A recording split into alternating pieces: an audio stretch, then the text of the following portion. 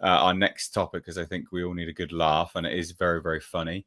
But it's talking about marketing budgets and things like that, and Disney, Lucasfilm. It's like they're setting up Indiana Jones completely for failure, because at the moment, currently, they're actually advertising on the New York City subway. Oh yeah, Audio adverts, and not only that, the billboards that show you when your next train is arriving. Don't worry about that train. Don't worry about your train. You want to hear about Indiana Jones, of course. You want to see some scrolling text of Indiana Jones, don't you? An advert in text format, all digitized. That's what everyone wants. Ridiculous. I mean, what a way to tune people out of actual serious announcements. So this is what's been happening, right? I just heard a short ad for the new Indiana Jones movie played over the loudspeakers at my subway stop. I realise the MTA is struggling financially, but audio commercials inserted into my commute is not a positive development. It's like they're just pissing people off with rate increases on their way to. There's so much of this over on Twitter. Seriously, MTA is selling audio ads now. Way to train the public to intentionally ignore loudspeaker announcements. Yeah, it's bad. Oh, it gets better. Like, it actually gets better. So where is it? It's God, I couldn't believe it. Here you go. Just mind your own business. Waiting for your tube, your train. Oh! In 10 days, a legend will face his destiny. Lucasfilm's Indiana Jones and the Dial of Destiny. Rated PG-13. Only on theaters on June 30th. They couldn't even spell it right. Wow. Literally. So it's like they were ready. Like, is it going to be on Disney Plus or in theaters? We haven't decided yet. Yeah. Only on theaters. I mean, for fuck's sake. What a way to annoy people. I mean, this is the way to do it, is it? This is the way. And not only that, this one took up the entire board because of how they formatted it. Yeah, you listening, bogey? Yeah. And interestingly enough, these particular signs can be used to do video ads if you wanted to do them proper, but they didn't even bother to do that. You know what these remind me of is when I get gas at the gas station and they got that little TV there and I got to listen to their little entertainment. Oh yeah, network the news. commercials or the and all that crap. Or yeah. And the MTA is in financial straits, right? And Price of Reason did a great job in the video that was what inspired this article.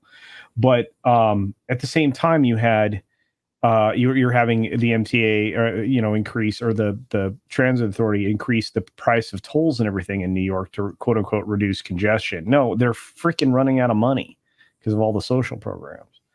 So it's insane. But the last thing in the world I want is an audio announcement when I'm trying to figure out if I'm going to, make my flight, in the airport or make my train. Yeah. But it's true. Like, it literally trains you to ignore them. Yeah. Well, it's like you start hearing adverts, you're like, I don't care, whatever. Well, but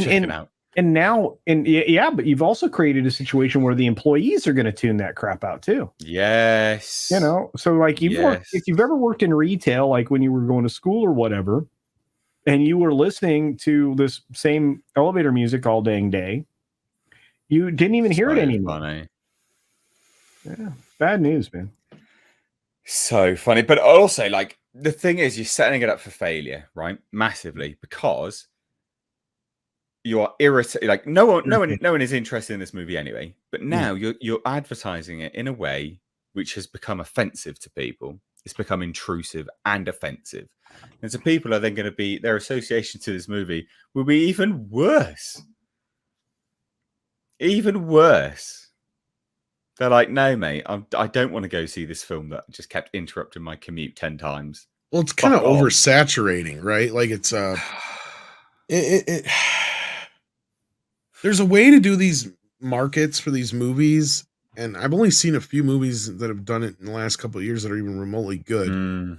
This is like an oversaturation situation. It feels like, no, you're trying to create a buzz for a market that doesn't exist. And I think the bigger thing is that they're forgetting is that most of their audience is older than us.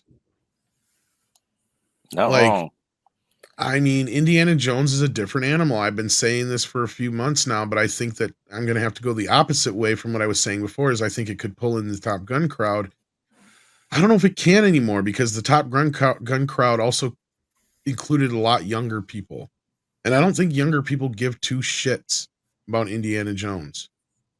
We are literally so far out from the last one, and the last one was so bad and it didn't have any presence with the fan base, that I think Indiana Jones sadly might be one of those franchises, and I think Andre has kind of alluded to this too, that has kind of gone to the wayside, that people just don't care about anymore, and is, you know, not as bad as like the Lone Ranger or something like that, but to where it's just kind of fell out of the ethos, or whatever you want to call it. I understand where you guys are coming from with that thought process, but I'll just say this: had Kingdom of the Crystal Skull actually been good, it would be an entirely different conversation right now. I agree. I mean, because Star Wars, that's maybe, you know, and if Six is listening, she's going to appreciate this.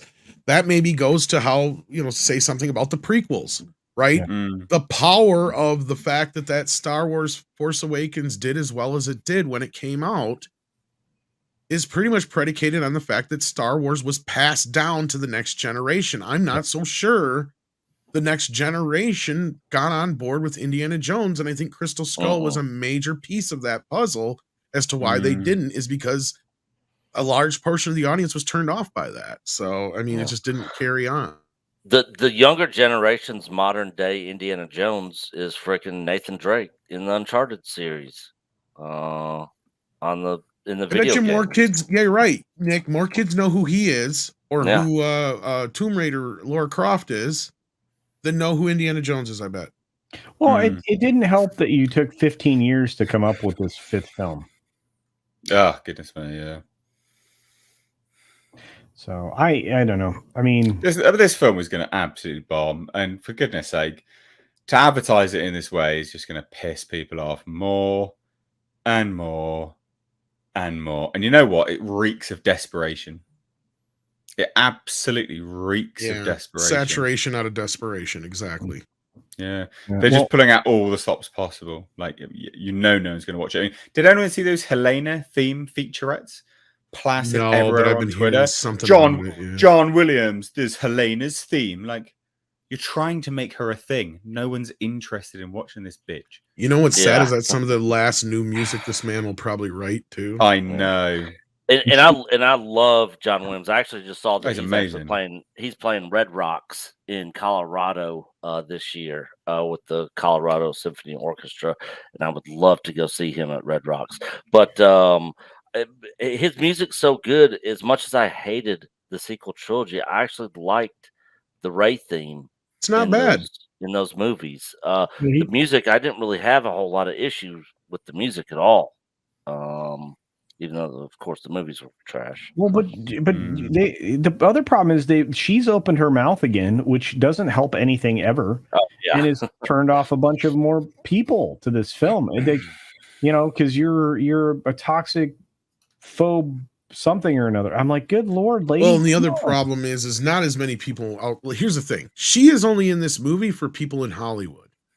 Nobody outside of Hollywood knows who this bitch is, and if they do, they don't like her. Yeah. Nope. Oh dear, oh dear. Well, anyway, that's funny.